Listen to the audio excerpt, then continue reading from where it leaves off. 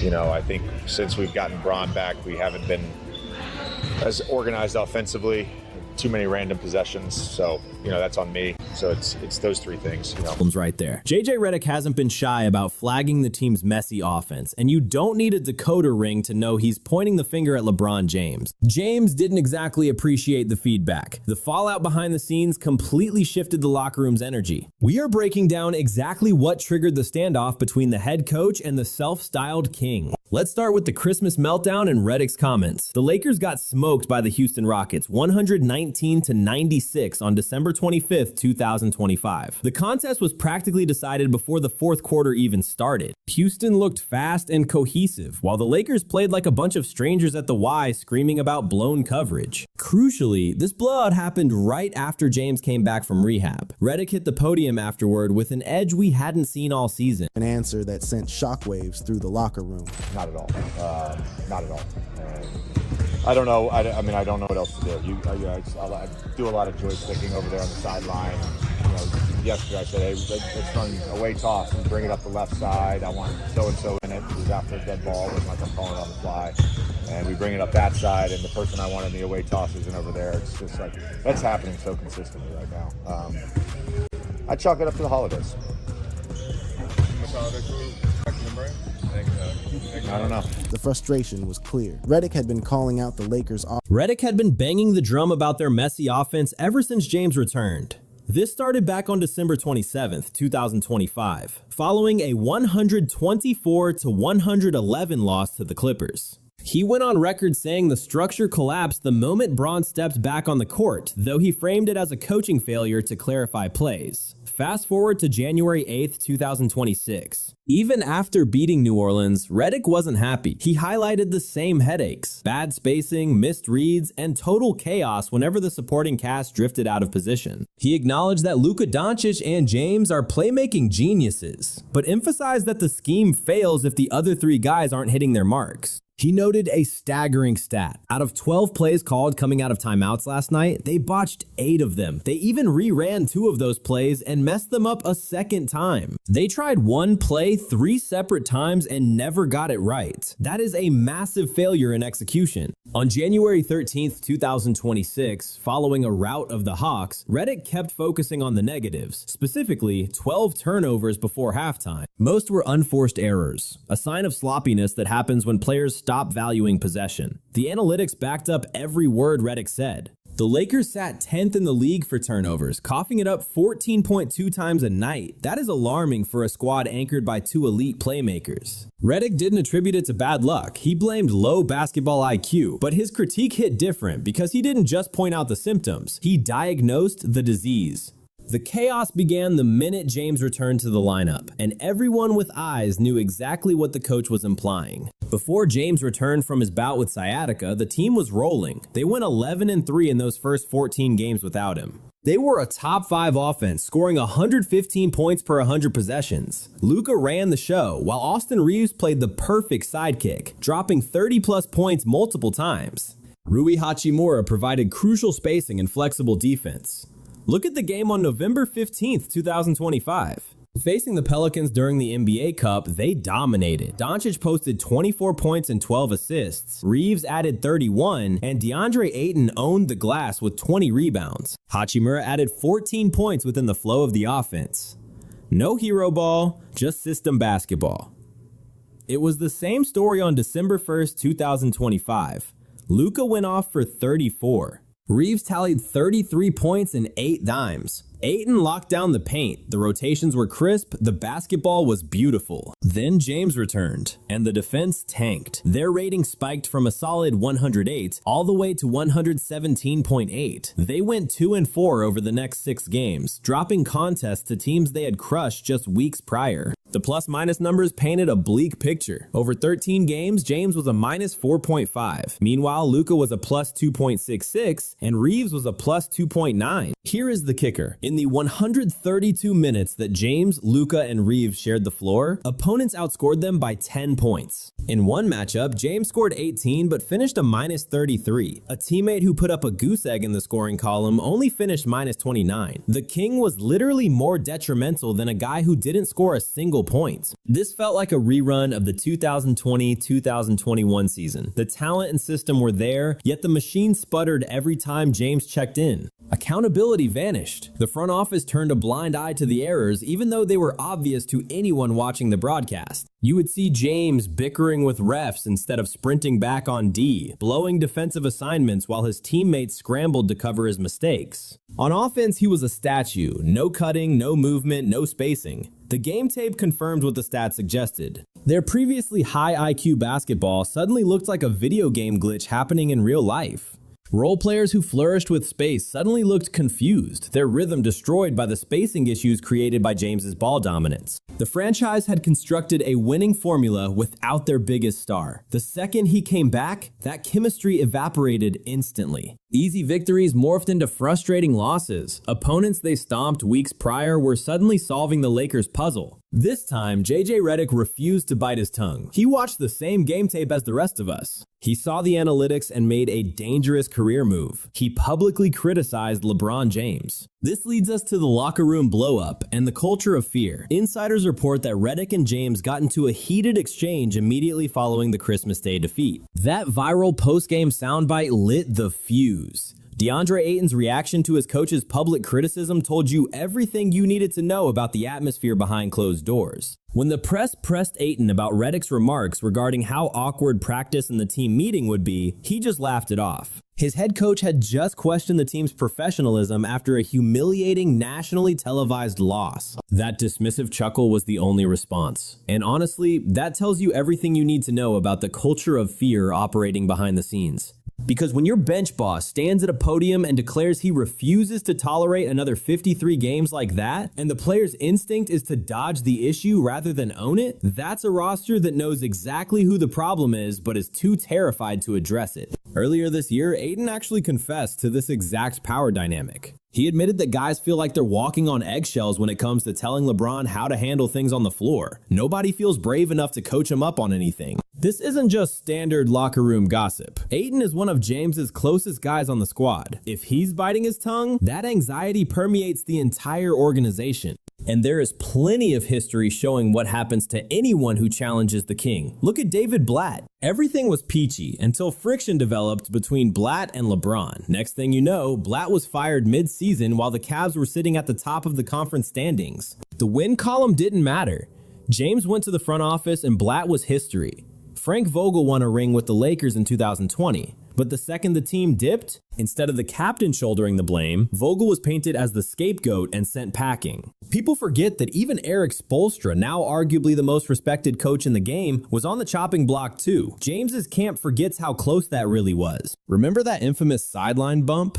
The only reason Spoelstra survived that physical check from LeBron was because Pat Riley runs the Heat with an iron fist. Riley didn't blink. Most franchises don't have a godfather figure like Riley. Los Angeles certainly doesn't. When Redick grabbed the mic and called out the chaos surrounding James's return, he was forcing the organization to pick a lane: professionalism or superstar coddling. History usually bets against the coach. But I have to ask, 14 games in, did the expectations actually shift regarding how he fits into the system? No, not even a little bit. You know, our talks this offseason were great, really positive regarding what he wants out of season number 23, and the main takeaway was that we need to keep finding ways to push him. Redick understood the stakes. He picked his spot because the whole league witnessed the same disaster he did. The fan base was exhausted with this modern NBA culture of handling stars with kid gloves at all costs. Redick prioritized grit and effort over good PR, breaking the #1 unwritten rule of coaching. For once, someone inside that building treated James like a roster spot rather than a deity. And in this league, bold moves usually have consequences. The issue wasn't whether Redick was right.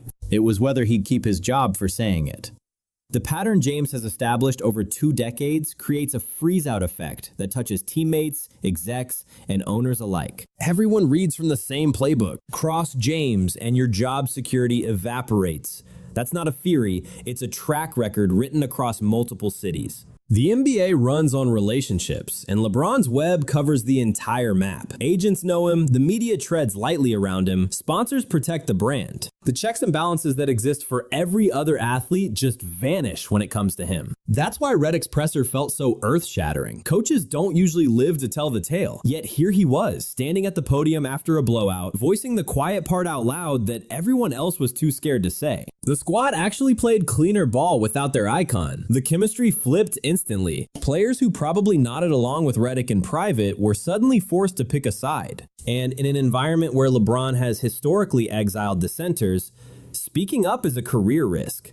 Some guys just shut down.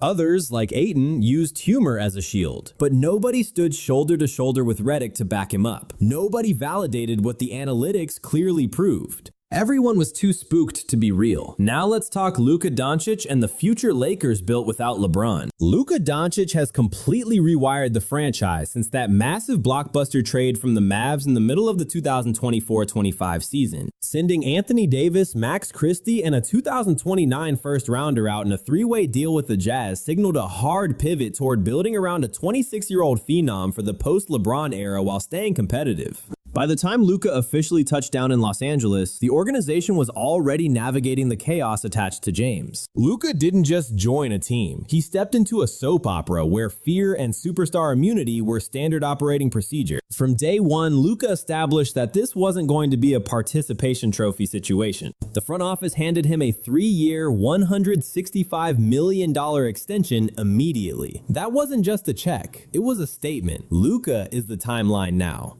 And the Lakers went all in on him. The stats back it up. As of January 14th, 2026, he's putting up absurd numbers. We're talking 33.6 points a night to lead the league, along with 8.7 assists and 8.6 rebounds. He is putting up monster volume. Look at that recent loss to the Kings. 42 points on 16 of 25 shooting, 8 dimes, 7 boards, and 4 steals. Or the 38-point triple-double he dropped on the Spurs on January 7th.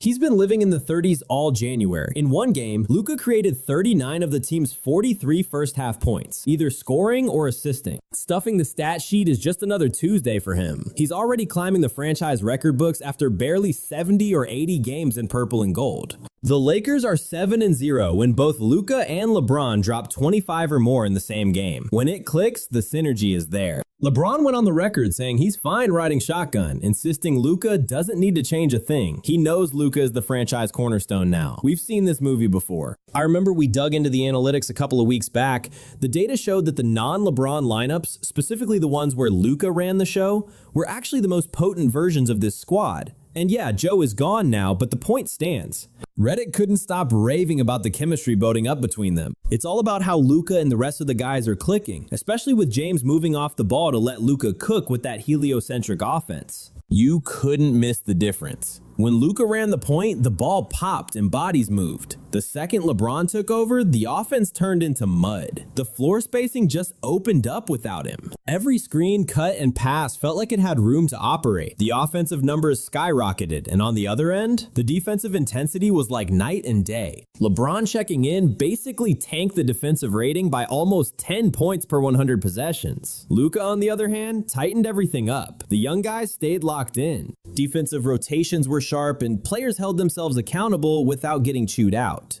It reminds you of when KD went to Brooklyn in 2019, or Giannis taking over Milwaukee. Luka arrived with a clear mission: be the main guy and drag this franchise back to relevancy. But unlike that mess in Brooklyn where chemistry went to die, Luka slotted right in with a young core that was actually willing to listen and learn. Just like Giannis, Luka pairs freakish skill with a selfless mindset. He doesn't need to suck all the air out of the room just to feel important. He commands respect by making the right reads, pushing the tempo, and holding everyone, including himself, to a high bar. That standard had basically evaporated whenever LeBron was around. The fan base in Los Angeles picked up on the shift right away. Twitter and Instagram lit up with side-by-side clips showing the fluid energy under Luka versus the stagnant isolation ball whenever James hogged the rock. What we saw on the floor backed up the spreadsheets perfectly. The team identity flipped depending on who was pulling the strings. Of course, the Bron stands had some wild takes. They seriously suggested shipping Luka out. Yeah, let's trade the only guy fixing the locker room vibes and actually running a modern offense. People were talking about swapping him for spare parts and picks, acting like he's just some asset to be burned to keep their so-called king comfortable.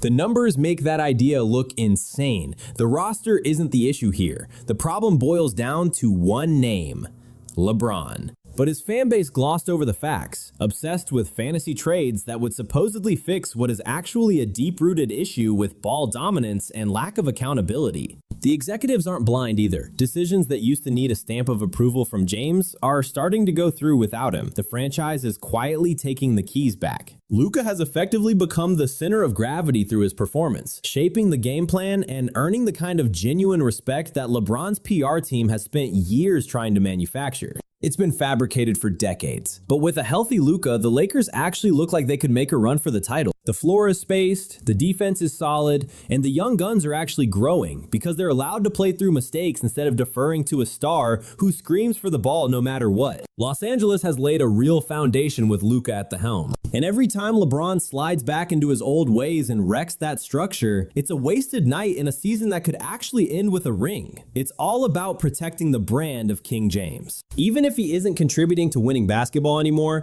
LeBron is still the undisputed GOAT of managing his public image. From movies to commercials and charity ops, he is a corporate entity, and the league is just his billboard. The more visibility that polished version gets, the easier it is to hide the on-court reality. His PR machine pushes the king narrative so hard that casual fans miss the chemistry issues he creates. Now look at Luka Doncic. He showed up in LA without the circus. No entourage, no camera stalking his warm-up routine, and no media spin doctors analyzing every breath. Luka doesn't need the artificial buzz. His game speaks for itself. The press didn't need to invent a narrative because his efficiency and defensive hustle told the whole story. The locals have already anointed him the new face of the franchise. Meanwhile, the LeBron news cycle just spins in circles. It's always debates about who to trade for him, why he needs more touches, or how the organization needs to cater to his every whim. His public perception dictates the basketball strategy, instead of his actual play driving the perception. It's beyond embarrassing at this point. It's actively rewriting his legacy. The guy who calls himself king used to be untouchable, but now he's an anchor, dragging the squad down because he refuses to adjust. How does a 41-year-old still let his ego wreck team chemistry? Look at Jordan or Kobe. Those guys didn't believe in comfort zones. Accountability wasn't a suggestion, it was the law. You messed up, you fixed it. They kept the intensity at 100 constantly. The team always came first. That's why Luka and Redick are the only way forward for this organization. Luka is young, listens to coaching, and grinds every night, providing the lead-by-example presence this roster was starving for. Redick is the type of coach who isn't afraid to hurt feelings to get results. Together, they're the hard reset the Lakers have been waiting for. It's their only shot at chasing a banner built on discipline and effort rather than leaning on a fading superstar living in the past. One of the main things we kept coming back to in our talks was finding new ways to keep him engaged. I think that's a huge factor in why he's still lacing them up. It's not just loving the game, his mind craves the puzzle. That's how he operates at an elite level. So it's about throwing new wrinkles at him, using him as a screener or an off-ball cutter, kind of like what we saw last season. The decision facing the front office isn't about sparing feelings. It's about staying alive in the West. Management, the coaches, and the fan base have to pick a lane. Continue catering to LeBron and watch the season implode, or hand the keys to Luka and demand everyone fall in line. The real question isn't whether the Lakers need to shake things up. It's whether they have the guts to finally let the true leader drive the bus. The media force field protecting LeBron covers every possible angle. You watch the highlight reels and magically his blown defensive assignments just vanish from the tape. Pundits spin his ball hogging as taking command instead of freezing out the rest of the squad. Meanwhile, the algorithms push his hype content to the moon while burying any negativity. It's not some grand conspiracy, it's just cold hard capitalism. The man is a walking economy. We're talking billions in ad revenue, TV deals, and jersey sales. The entire system is rigged to keep him happy. Networks need the access, and any beat writer brave enough to throw shade risks getting cut off from their sources entirely. Any analyst who questions his value gets swarmed by his massive stan army. That's why Wright's press conference hit so hard. He actually pierced that armor. For a split second, the raw truth slipped past the PR machine, and the public freakout just proved how rare that kind of transparency really is. It hit the news cycle like a bomb because nobody ever hears a real critique of LeBron's game. Just look at the double standard with Luka. When Luka messes up, he gets dissected. If Luka has a bad shooting night, it's a headline. If he falls asleep on defense, it's all over the film breakdown videos. Luka faces the same standard rules as every other guy in the league. LeBron? He's exempt. His camp has spent 2 decades building a bulletproof vest around his image.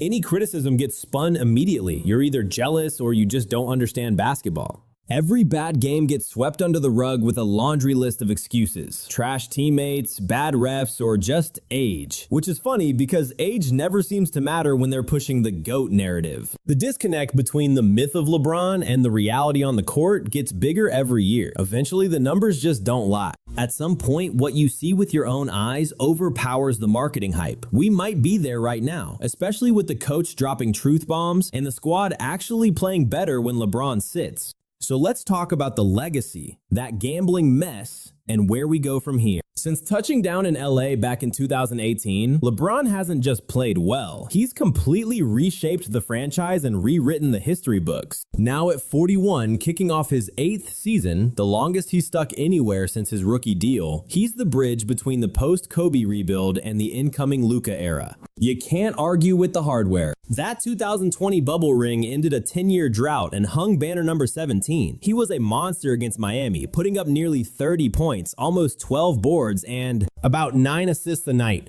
He snagged his 4th Finals MVP, standing alone as the only guy to do it with 3 different franchises. He grabbed the MVP trophy for the first ever in-season tournament in 2023 and finally chased down Kareem to become the all-time scoring king. We're talking over 50,000 career points and multiple 50 pieces, including dropping 50 in back-to-back home games, something no one his age has ever done. Since wearing purple and gold, he's racked up 7 All-Star nods and 7 All-NBA selections. Plus, he led the entire league in dimes back in 2020. Fast forward to the middle of the 25-26 season. After roughly 440 games as a Laker, he's still averaging about 26 points, 8 assists, and 8 boards. Even with the sciatica and the bad foot slowing him down early on, he's had stretches of pure dominance, averaging nearly 29 points on 63% shooting. Reich himself called it a different breed of greatness, praising how he's shifted to playing off ball and mentoring the squad while Luka settles in.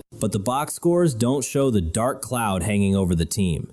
In October 2025, the Operation Nothing But Bet gambling scandal blew wide open. The Fed swooped in with indictments for everything from wire fraud to money laundering. We're talking insider leaks on injuries and connections to rigged high-stakes poker games run by the mob. Enter Damon Jones, former pro, LeBron's old Cavs teammate, and an unofficial Lakers assistant back in 22. He ended up at the center of the storm, facing conspiracy charges for fraud and laundering. LeBron got dragged into the headlines because Jones allegedly leaked inside info about his injury right before a Bucks game in February 2023, literally days after Bron broke the scoring record. Jones supposedly texted an accomplice, "Get a big bet on Milwaukee tonight before the word gets out." He claimed Player 3 was sitting. Everyone knew Player 3 was code for LeBron, who ended up missing the game with a sore ankle that hadn't hit the official report yet. To be clear, LeBron hasn't been charged or accused of doing anything wrong. Every major outlet from ESPN to The Athletic confirmed he was totally in the dark about it.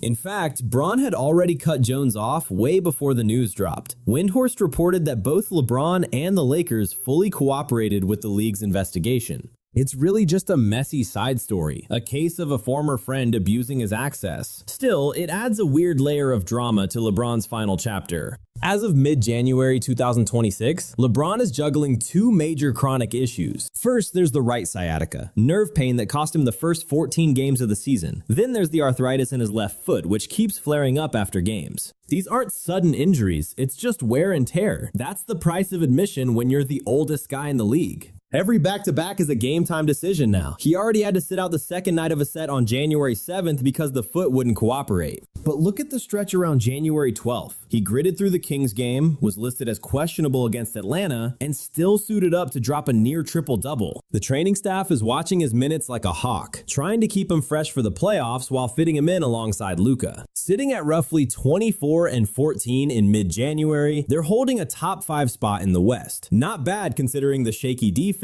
and the roster looking thin from injuries. Trading for Luka in 2025 was the turning point. The Lakers are officially prepping for life after LeBron. Rumor has it this 25-26 run might be his last dance in LA. But regardless of when he hangs them up, his spot in Lakers history is secure. That bronze statue is already a guarantee. Fans and analysts are pretty much on the same page here. His time in LA has been defined by massive cultural touchstones like the tributes to Kobe and keeping his status as a global icon intact while the team tries to find its new identity. Now that he is in the twilight of his career, LeBron's value is all about staying durable, adjusting his game, and prioritizing wins over taking over the show himself. He is not out there aggressively headhunting for rings anymore. He is helping build a winning atmosphere and locking in his spot alongside purple and gold legends like Magic, Kareem, and Kobe. However, the situation on the ground remains messy. You have got Reich calling people out in the press, bad vibes in the locker room, Luka clearly taking the reins as the franchise star, that gambling scandal lurking in the shadows, and injuries throwing games away. The front office has a decision to make, and every day they stall just hurts a roster that has already proven it can ball out without LeBron running the point. This cannot be an ego trip. It is about the franchise's long-term vision, and let's be real, that future has Luka Doncic's name written all over it.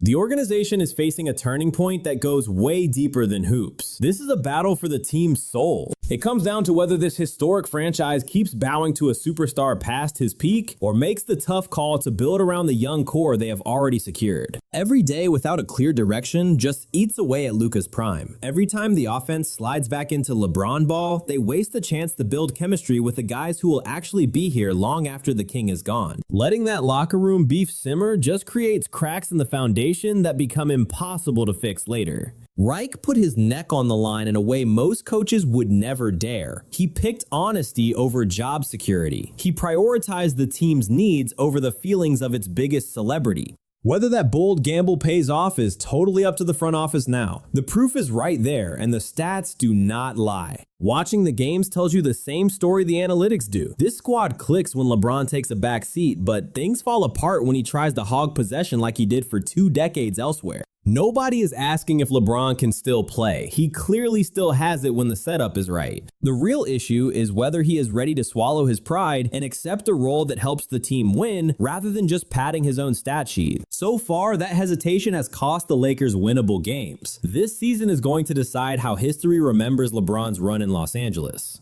Hanging another banner would cement him as a franchise legend. But if the team implodes because of ego and stubbornness, it puts a nasty asterisk on an otherwise incredible resume. It is LeBron's call to make, but everyone wearing that uniform is going to feel the fallout. And Reich has made it crystal clear he is not wasting another 53 games watching this train wreck happen. The team already has its future. His name is Luka Doncic. The only mystery left is if they are brave enough to embrace it. Thanks for tuning in, and be sure to check out the other videos on your screen.